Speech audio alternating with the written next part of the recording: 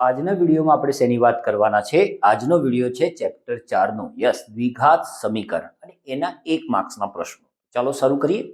તો પહેલો પ્રશ્ન છે કે જો d નું મૂલ્ય 0 હોય તો દ્વિઘાત સમીકરણ જે છે આપણું ax² + bx + c = 0 ના બીજનું સ્વરૂપ કેવું હોય? બરાબર. તો બેટા આપણે બધા જાણીએ છીએ કે દ્વિઘાત સમીકરણના જે બીજ છે એ જો d નું સૂત્ર મૂકીને કરીએ તો આ રીતનું પદ મળશે અને જો d મૂકીને કરીએ તો આ રીતનું પદ મળશે. તો આપણો જે x છે એટલે કે d નું દ્વિઘાત સમીકરણનું જે બીજ છે એ -b ± વર્ગમૂળમાં d/2a સ્વરૂપમાં હશે. હવે અહીંયા ચોખ્ખું કહેવામાં આવ્યું છે કે d નું મૂલ્ય 0 છે. તો જો હું અહીંયા 0 મૂકી દઉં, અહીંયા હું 0 મૂકી દઉં, બરાબર, તો મને શું મળશે? આ રીતનું કંઈક પદ મળશે. બરાબર. હવે 0 નું વર્ગમૂળ તો 0 જ થાય અને 0 ને પ્લસ કરો કે માઇનસ કરો કોઈ ફરક ના પડે, તો આપણો ફાઇનલ જવાબ આવશે -b/2a.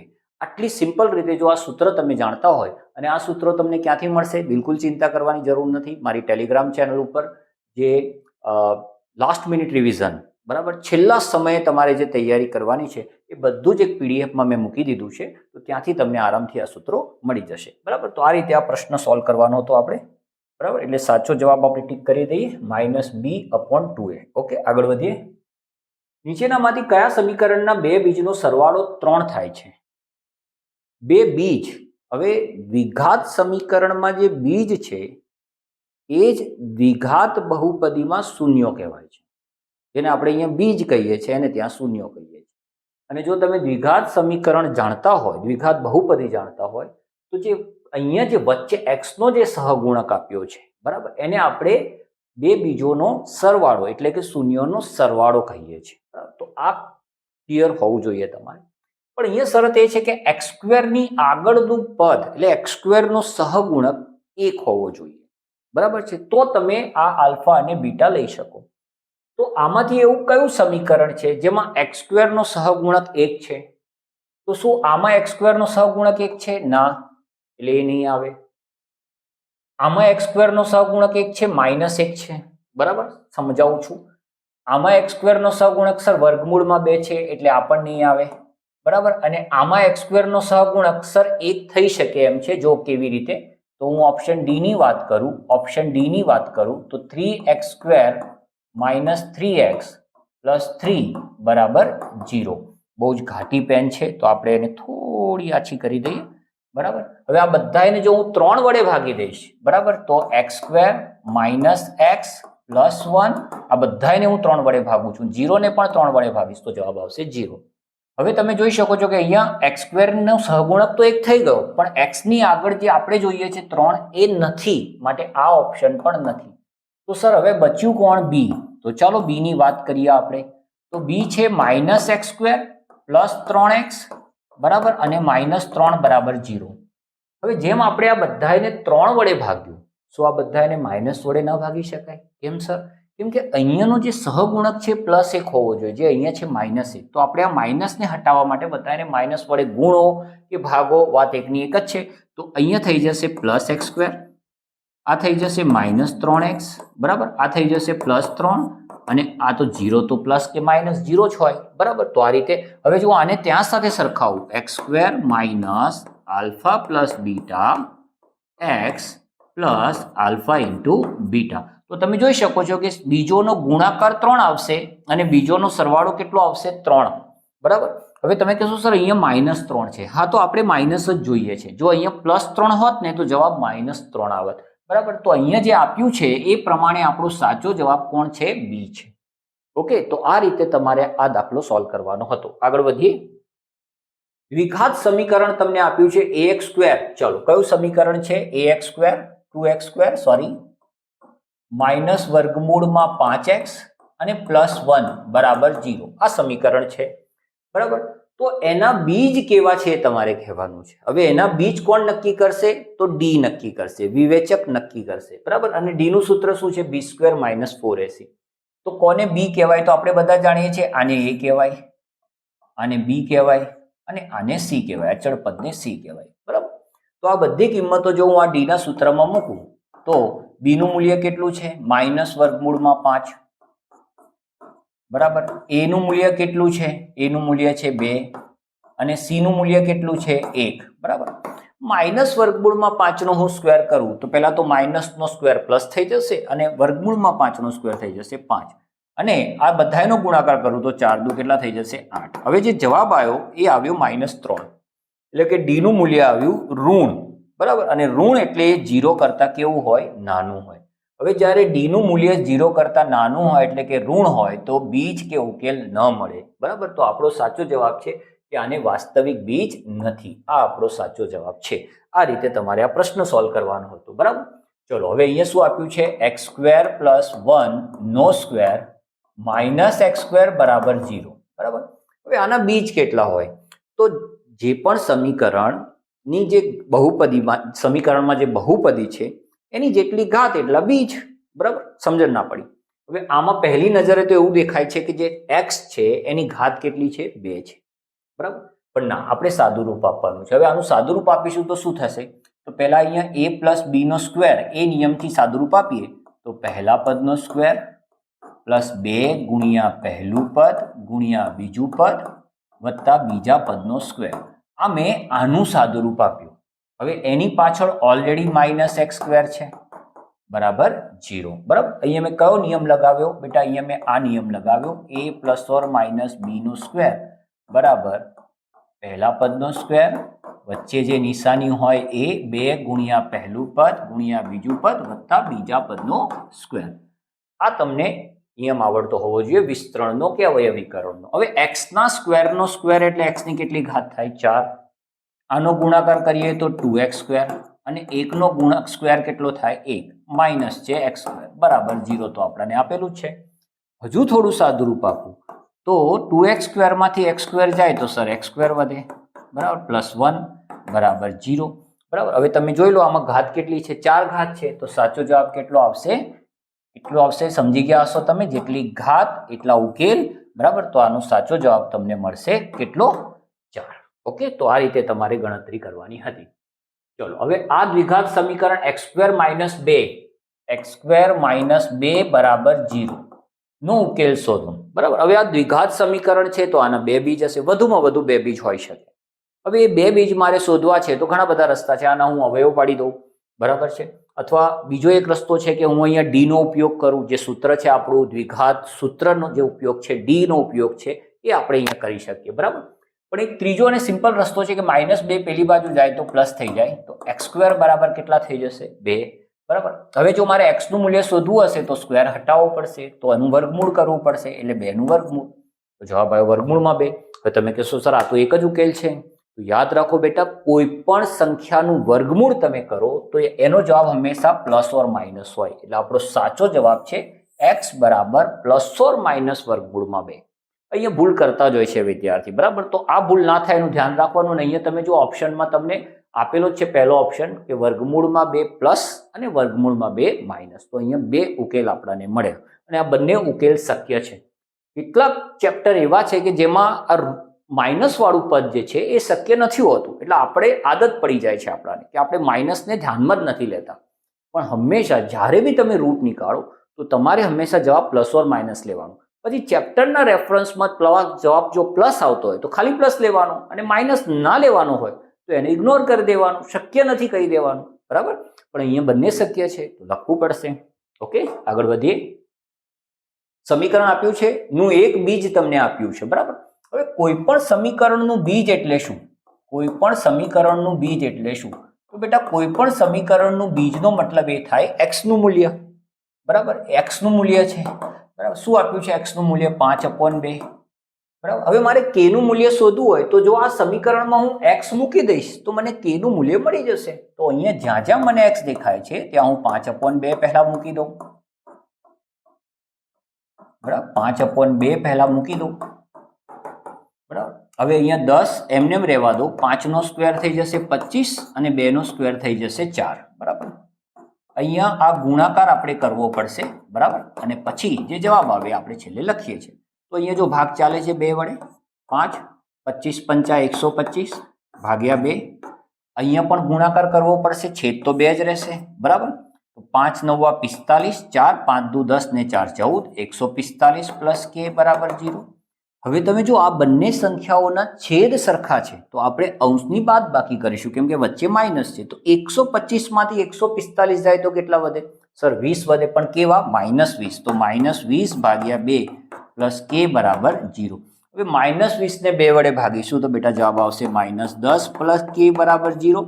-10 પેલી બાજુ જશે તો જવાબ આવશે +10. એટલે કે નું મૂલ્ય આપણાને કેટલું મળ્યું ભાઈ? 10 મળ્યું. તો આપેલું છે 10. હા, અહીંયા 10 આપેલું છે. આ કદાચ પ્રિન્ટિંગ મિસ્ટેક છે, કંઈ વાંધો નહીં. આપણે 10 અહીંયા એકલું આપ્યું છે તો આપણે એને જવાબ તરીકે લઈએ.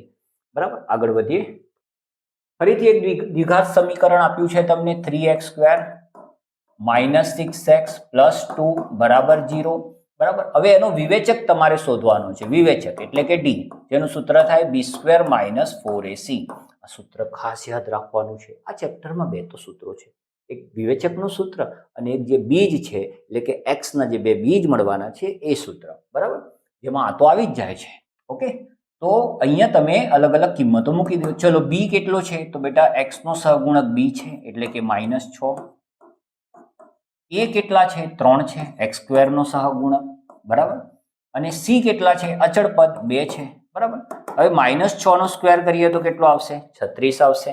અને આને ગુણીએ તો 3 ચોક 12, 12 દુ 24. બરાબર, એટલે આવશે 24. હવે 36 માંથી 24 જાય તો કેટલા વધે? 12. તો અહીંયા તમને વિવેચક ડી ની કિંમત મળી 12. શું આપેલી છે 12? હા સર, આપેલી છે. તો કેવું ફટાફટ ગણતરી થઈ રહી છે. બરાબર, અને 1 માર્ક્સના પ્રશ્નમાં આમ પણ જે પેપર સેટર હોય એ તમારી પાસેથી કેટલી અપેક્ષા રાખે? બરાબર, અને તમે પણ 1 માર્ક્સનો પ્રશ્ન હોય તો એમાં સમય પણ 1 માર્ક્સ જેટલો જ આપવાનો છે, વધારે નથી આપવાનો. હા, કોઈ એવો પ્રશ્ન આવી જાય કે જેમાં કદાચ વધારે ગણતરી કરવી પડતી હોય.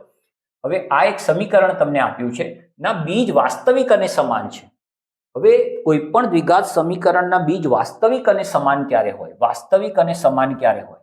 બરાબર, કે જ્યારે એનો ડી 0 હોય. બરાબર, એટલે જો ડી 0 હશે તો બીજ વાસ્તવિક અને સમાન હશે. હવે જો ડી 0 છે તો એનો મતલબ એ થયો કે b² - 4ac 0 હશે. સીધી વસ્તુ છે. બરાબર, તો હવે આમાં હું અલગ અલગ કિંમતો આમાં મૂકી દઉં તો મને b ની કિંમત કેટલી દેખાય છે? m જોઈ લઉં તો અહીંયા m મૂકી દઈએ. બરાબર, a ની કિંમત કેટલી દેખાય છે? 12.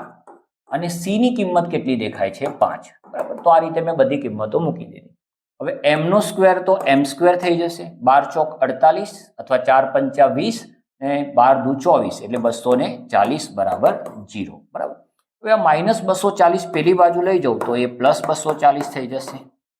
ઓકે, હવે m² નું મૂલ્ય નથી શોધવાનું, આપણે m નું મૂલ્ય શોધવાનું છે. તો m બરાબર વર્ગમૂળમાં 240. તો આ આપણો જવાબ. બરાબર, પણ હવે 240 નું વર્ગમૂળ નથી નીકળતું, પણ શું 240 માં એવું કોઈ પદ છે જેનું વર્ગમૂળ નીકળે?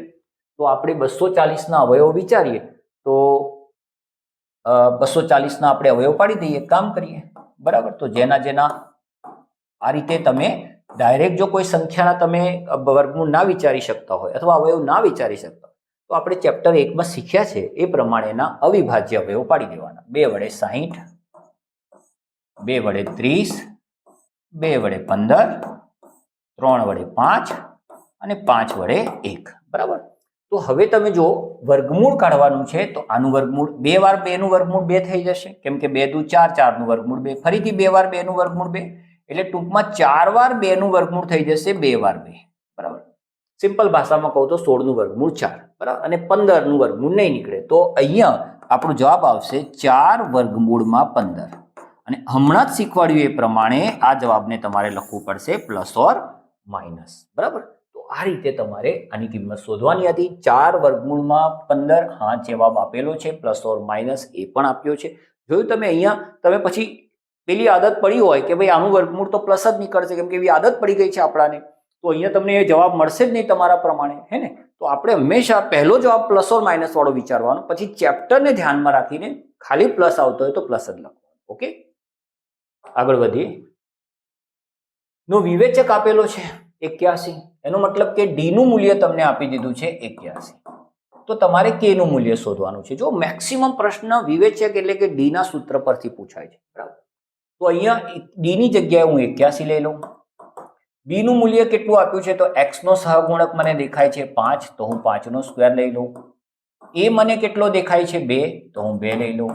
અને સી મને કેટલો દેખાય છે, તમને કેટલા દેખાય છે કે ના, એ કે નથી, માઇનસ કે છે. ધ્યાન રાખજો, આ ભૂલ ના કરતા. બરાબર, તો 81 ને મેં એમને રાખ્યા, 5 નો સ્ક્વેર 25 કરી લીધો. આનો ગુણાકાર સ્વાભાવિક છે પ્લસ થઈ જશે, કેમ કે માઇનસ માઇનસ પ્લસ, અને 4 દુ 8 કે.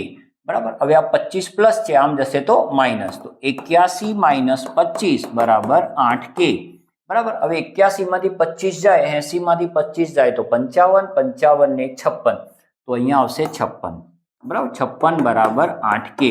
8 ગુણાકારમાં છે, આમ જશે તો ભાગાકારમાં, તો આપણે 56 ને 8 વડે ભાગી દઈએ તો આપણાને કોનું મૂલ્ય મળશે ભાઈ? કે નું મૂલ્ય મળશે. બરાબર, 8 સિત્તા 56, એટલે કે બરાબર કેટલા આવ્યા? 7. ઓકે, તો દેખાય છે? હા, છે ને સર ઓપ્શન. તો જોયું આ સૂત્ર કેટલું ઇમ્પોર્ટન્ટ છે. 1 માર્ક્સના દાખલાઓમાં આવી બધી વિશેષતાઓ તમને પૂછાશે, પણ એમાં આ ચેપ્ટરના દાખલા સૌથી વધારે તમને, સોરી, આ સૂત્રના દાખલા તમને સૌથી વધારે જોવા મળે. ઓકે, જો ખાલી જગ્યા હોય તો દ્વિઘાત સમીકરણના બીજ ભિન્ન અને વાસ્તવિક હોય. તો બીજ ભિન્ન અને વાસ્તવિક ક્યારે હોય છે? જ્યારે વિવેચકનું મૂલ્ય ધન હોય. ધન હોય એનો મતલબ કે ડી ની કિંમત 0 કરતા મોટી હોય. કોઈ પણ સંખ્યા ધન હોય તો એ મૂલ્ય હંમેશા 0 કરતા મોટું હોય. સંખ્યા રેખા ઉપર તમે જાણો છો કે ડાબી બાજુ આવે. બરાબર, તો અહીંયા જમણી બાજુ આવે, માય મિસ્ટેક. તો અહીંયા ડી, અચ્છા, હવે અહીંયા તમને જો ડી નથી આપ્યું ભાઈ, બરાબર, ડી નું સૂત્ર આપી દીધું છે b² - 4ac, તો ક્યાં સેટ થાય છે? યસ, અહીંયા સેટ થઈ રહ્યું છે. તો આપણે આ જવાબ લખીશું. આમાં કોઈ ગણતરી કરવાની નહીં આવી. ફરીથી, વાસ્તવિક અને સમાન હોય. તો વાસ્તવિક અને સમાન ક્યારે હોય છે ભાઈ? કે જ્યારે ડી નું મૂલ્ય 0 હોય. તો ડી એટલે કે b² - 4ac 0 હોય ત્યારે આપણો સાચો જવાબ આપણને મળશે. ઓકે, નીચેના પૈકી કયા સમીકરણનું એક બીજ 2 છે? હવે સમીકરણ આપ્યા છે અને એનું એક બીજ આપ્યું છે, બીજું નથી આપ્યું. તો તમારી પાસે 2 રસ્તા છે. આ બધાના અવયવો પાડીને ગણતરી કરો, બરાબર, અને બીજ શોધો. પણ એના કરતાં બેટર રસ્તો એ છે કે આ કિંમત આમાં મૂકો, જેમાં સમાધાન થતું હોય એ આપણો જવાબ. તો અહીંયા એ ની વાત કરીએ, x² - 4x + 5 બરાબર 0. આમાં હું x ની જગ્યાએ 2 મૂકી દઉં. બરાબર, x ની જગ્યાએ હું 2 મૂકી દઉં, તો 2 નો સ્ક્વેર 4, 4 દુ 8 અને 5.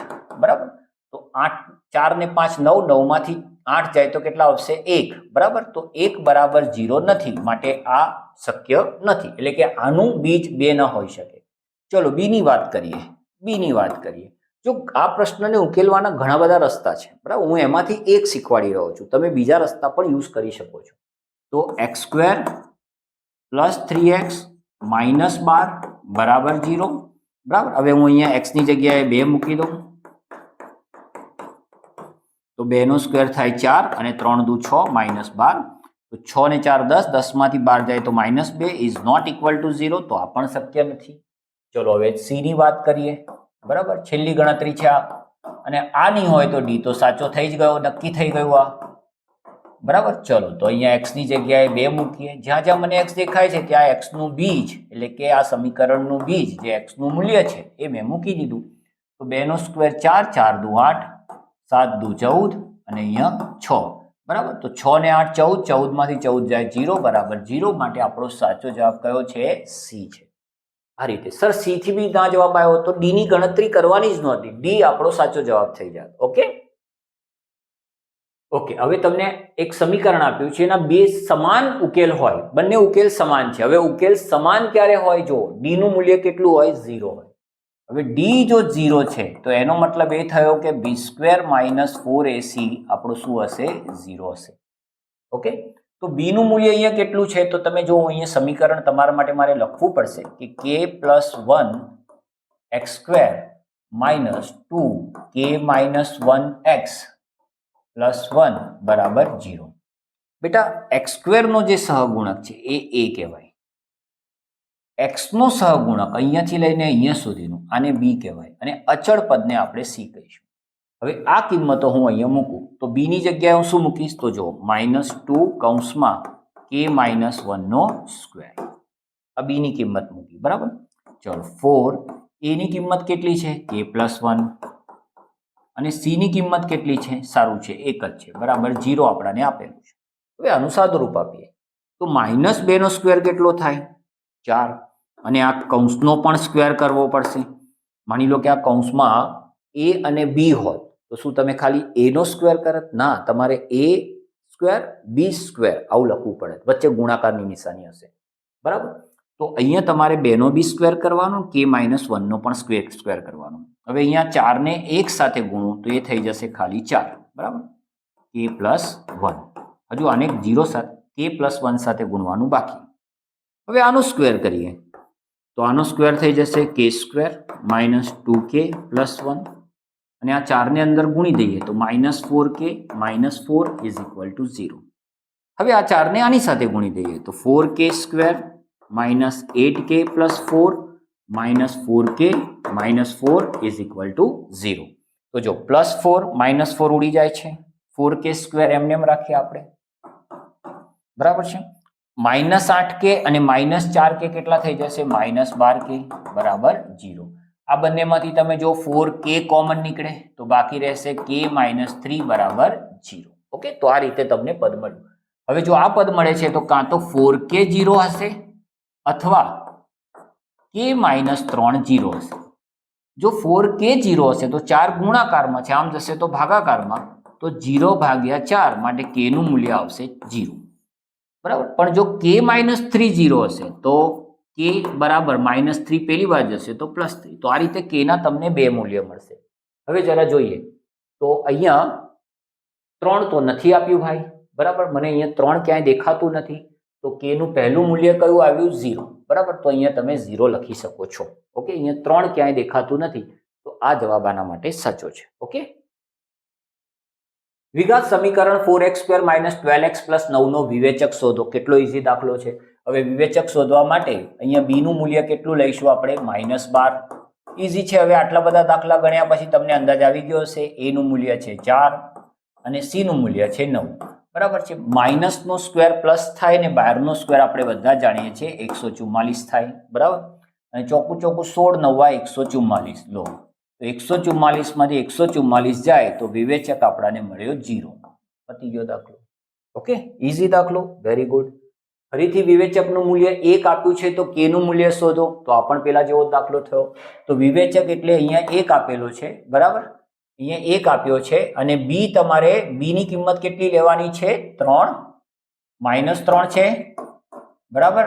a ની કિંમત છે 1 અને c ની કિંમત છે -k. તો ફરીથી એક સમીકરણ મળ્યું ભાઈ, બરાબર? સમીકરણ મળ્યું તો અહીંયા -3 નો સ્ક્વેર થઈ જશે +3. આ લોકોનો ગુણાકાર કરીશ તો +4k, બરાબર? 9 પ્લસ છે, આમ જશે તો -1 માંથી 9 જશે તો -8 આવશે, બરાબર? 4 ગુણાકારમાં, આમ જશે તો ભાગાકારમાં, તો -8/4 બરાબર k. તો અહીંયા k બરાબર આવશે -2, બરાબર?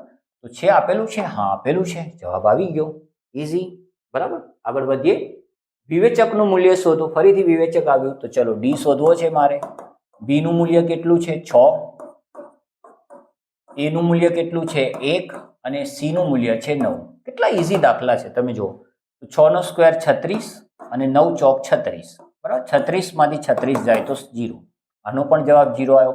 આના ઉપરથી એવી ધારણા ના લગાવી દેતા કે વિવેચક શોધવાનો આવશે તો જનરલી d બરાબર 0 જ આવશે. આપણે ગણતરી કરવાની, જવાબ આવે એ લખવાનું, આપણી પાસે ઓપ્શન તો છે જ.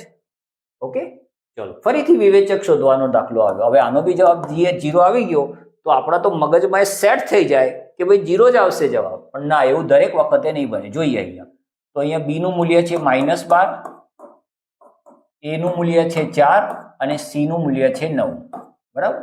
તો -12 નો સ્ક્વેર 144, ચોખ્ખું 16, 16 9 144. અરે ભાઈ, આનો બી જવાબ 0 આવ્યો, બરાબર? ચલો ભાઈ, સારું છે, બધાના જવાબ 0 આવી રહ્યા છે, બરાબર છે? ફરીથી વિવેચકની કિંમત શોધો. જોઈએ હવે આનો જવાબ શું આવે છે. તો b નું મૂલ્ય છે, ધ્યાન આપજો, અહીંયા b નું મૂલ્ય છે -2 વર્ગમૂળમાં 2, બરાબર? અને a નું મૂલ્ય છે 1 અને c નું મૂલ્ય છે -11. ઓકે, ચલો હવે આપણે આનો સ્ક્વેર કરીએ તો માઇનસ નો સ્ક્વેર પ્લસ 2 નો સ્ક્વેર 4 ગુણ્યા વર્ગમૂળમાં 2 નો સ્ક્વેર 2, એટલે 4 દુ કેટલા થઈ ગયા? 8. એટલે આનો આખાનો સ્ક્વેર થયો +8. અને અહીંયા માઇનસ માઇનસ પ્લસ 11 ચોક 44, બરાબર? અને 44 ને 8 કરો એટલે કેટલા આવે? 52. હાસ, આનો જવાબ તો 0 ના આવ્યો, 52 આવ્યો. આપ્યો છે 52? હા. અને અહીંયા ઓપ્શનમાં પણ ક્યાંય 0 નહોતો, બરાબર? ઓકે, આગળ વધીએ. વિધાન ખરું છે કે ખોટું તે જણાવો. દ્વિઘાત સમીકરણને વધુમાં વધુ 2 વાસ્તવિક બીજ હોય છે. હા, આપણે જાણીએ છીએ, કેમ કે એની ઘાત 2 હોય છે, માટે એના બીજ વધુમાં વધુ, એનો મતલબ કે 2 પણ હોઈ શકે અને 2 કરતા ઓછા 1 પણ હોઈ શકે અને ક્યારેક ક્યારેક બીજ ન પણ મળે. ઓકે, તો આ વિધાન 100% સાચું છે. આગળ વધીએ.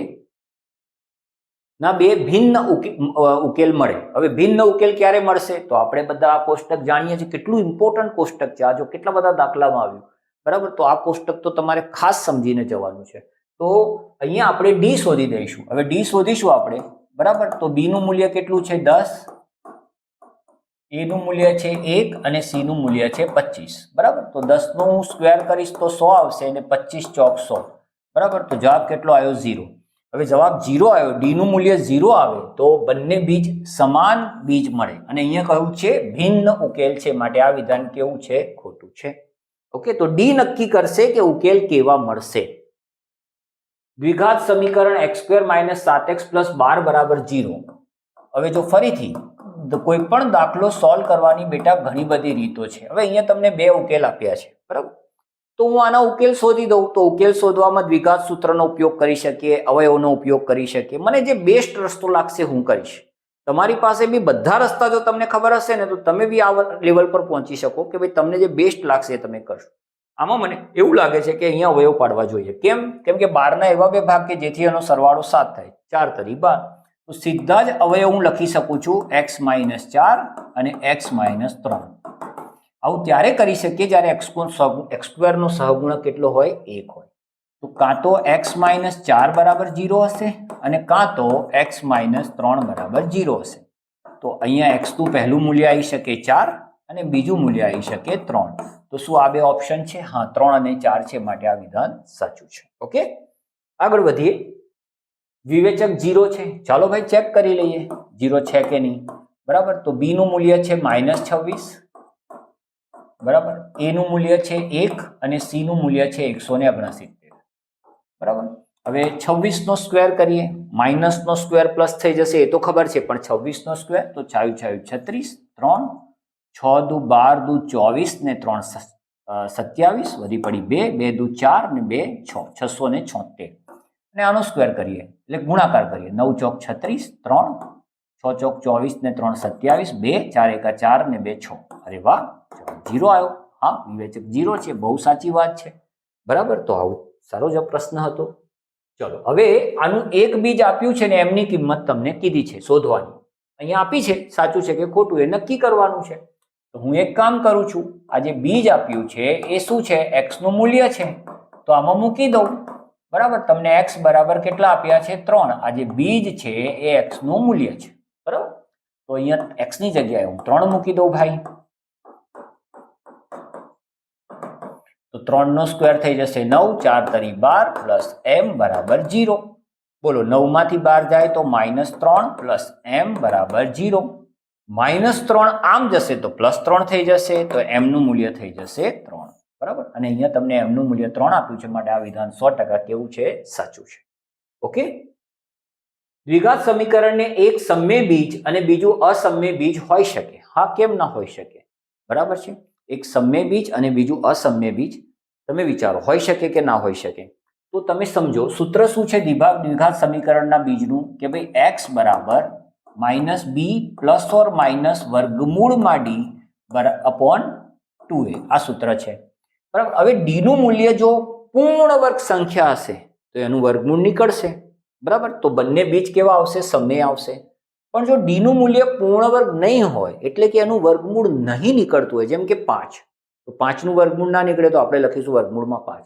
તો અહીંયા જે 2 બીજો આવશે એ બંને બીજ આ રીતના આવશે, એ આવા આવશે, બરાબર છે. એટલે કે બંને કેવા આવશે? અસમય આવશે, બરાબર. તો આ જે વિધાન આપ્યું છે બેટા એ ખોટું આપ્યું છે, બરાબર.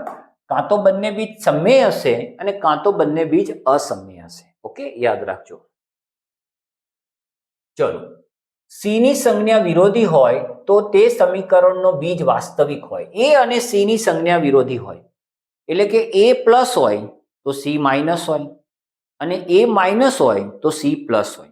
હવે થશે કેવું? સમજો વાત, કે અહીંયા બી ની તો વાત જ નથી કરી, બરાબર. પણ તમે જ્યારે બી નો સ્ક્વેર કરશો, હવે એ પ્લસ સંખ્યા હોય કે માઇનસ સંખ્યા હોય, એનો સ્ક્વેર હંમેશા શું થઈ જશે? પ્લસ.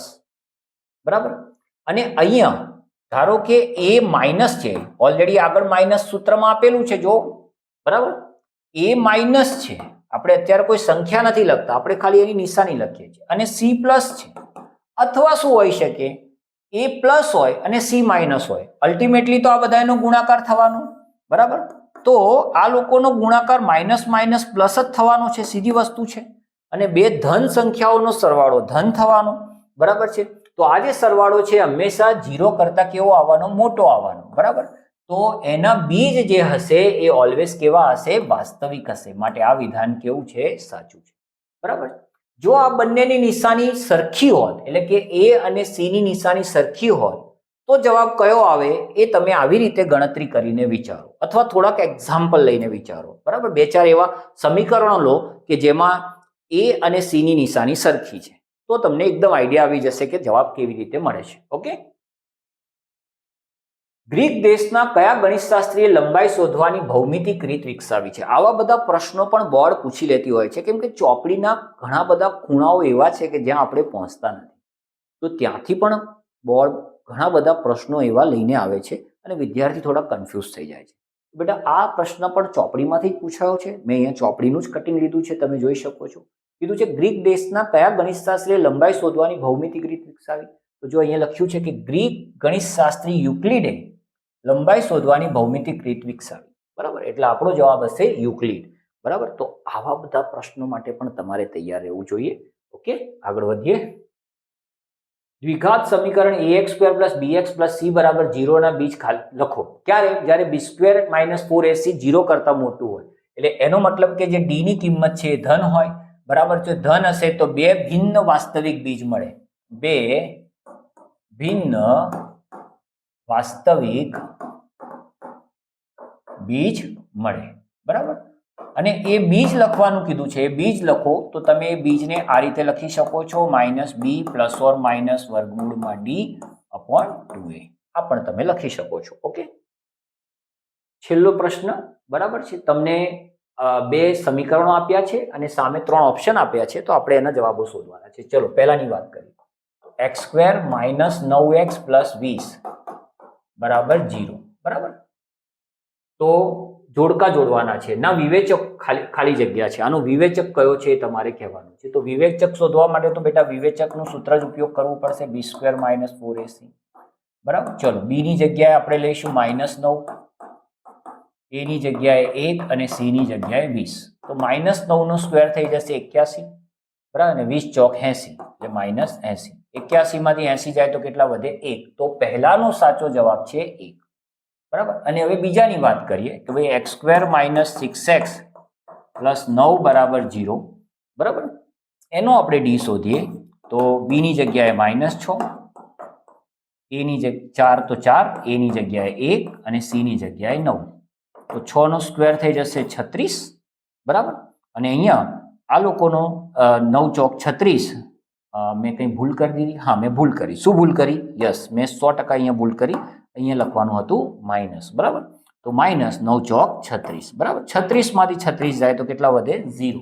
તો યસ, આનો જવાબ 0 છે. તો આ રીતે તમારે ચેપ્ટર 4 ના જે 1 માર્ક્સના પ્રશ્નો છે એ સોલ્વ કરવાના હતા.